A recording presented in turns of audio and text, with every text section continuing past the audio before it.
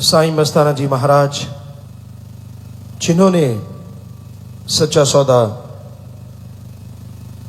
बनाया, पिता परमात्मा से मिलने का बड़ा ही आसान सा तरीका समझाया। और जो भी साईं जी के वचनों पे चला या चल रहा है, उसे किसी भी चीज की कमी सदगुरु मौला ने ना आने दी और ना आने देगा। श्रद्धा दृढ़ यकीन का ही दूसरा नाम है। श्रद्धा, रूहानियत सूफियत कहती है, कभी अंधी ना करो। गुरु को, पीर फकीर को जब आप बनाने जा रहे हो तो उसे परखो, समझो और फिर 100% यकीन करो।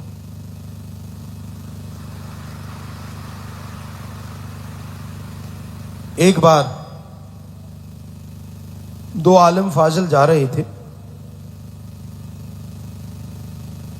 और एक संत के पास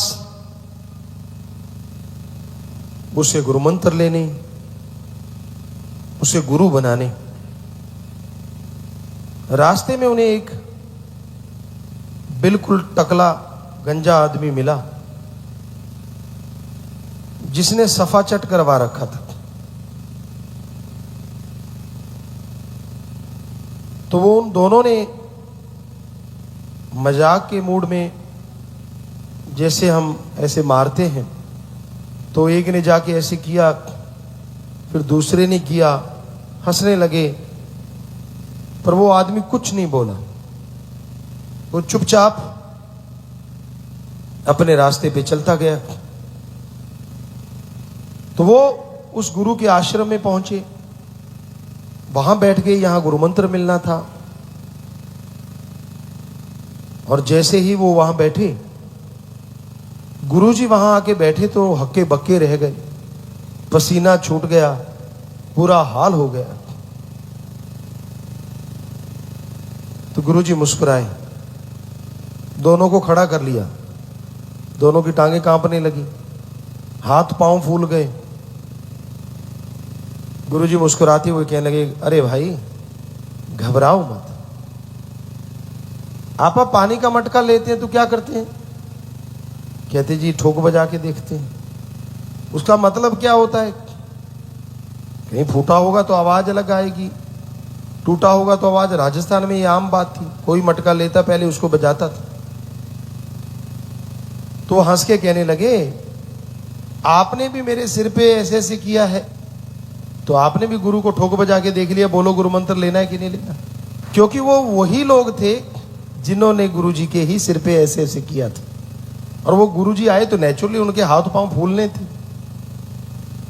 तो ऐसा ऐसा करने का मतलब नहीं है कि आप किसी को भी देखोगे गुरु पूरा है कि नहीं, वो तो एक कहावत है।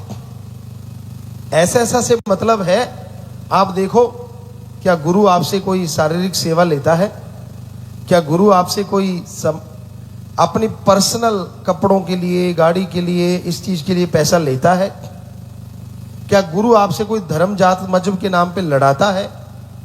क्या गुरु जमीन जायदाद का दान दक्षिणा लेता है अपने फायदे के लिए? या गुरु कोई और चक्कर चलाता हो? अगर नहीं, सत्संग सुनो। सत्संग में एक मालिक की चर्चा होती। सत्संग का मतलब सत का संग, सच का साथ। सच ओम हरि अल्लाह वाहिगुरु, साथ उसकी चर्चा, उसकी औलाद की चर्चा। ये ध्यान से सुनो और आपको लगे कि हाँ भाई, ये तो सच की चर्चा करते हैं, सच से जोड़ते हैं, बदले में मेरे से कोई अपनी सेवा नहीं लेते, तो समझ लो वो गुरु पूर्ण है। फिर सुमरण कर लो, घंटा सुबह शाम जो गुरु कहता है 2 महीने कर लो, फिर रिजल्ट आ जाएगा कि हाँ गुरु ने जो बोला वो नजारे नजर आने लगे। तो फिर तो 100% आपका यकीन दृढ़ होना चाहिए ना।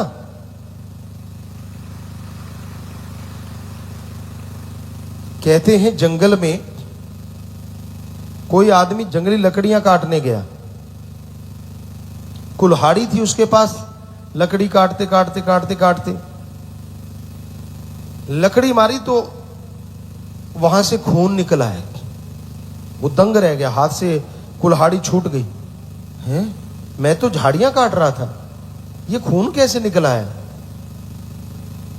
तो उसको बहुत पश्चाताप हुआ, वो हाथ जोड़ के खड़ा हो गया। तो कहने लगा जी मेरे से गलती हो गई।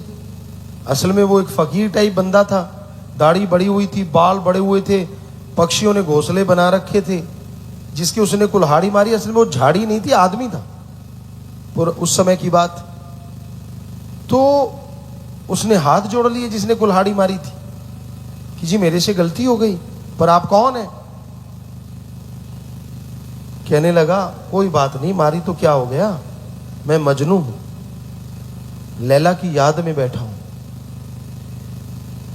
कहता यार, वो बंदा कहने लगा इतना तड़पता अगर तू अल्लाह के लिए तो अल्लाह आके तेरे से पूछता क्या चाहिए? तो मजनू कहने लगा यार जाने दे तू। कहता नहीं सच्ची बात। कहता तू किस अल्लाह की बात करता है? अल्लाह ने आना है तो लैला बन के आ जाए तो बात कर लूंगा, वरना मैं किसी अल्लाह वल्लाह को नहीं जानता।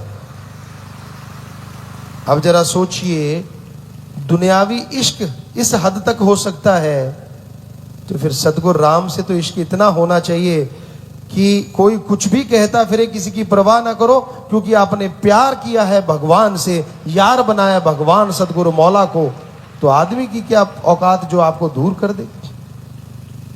इसलिए किसी के कहने में आके अपने और भगवान के बीच में कोई अड़चन पैदा ना किया करो, मन को हावी ना होने दिया करो।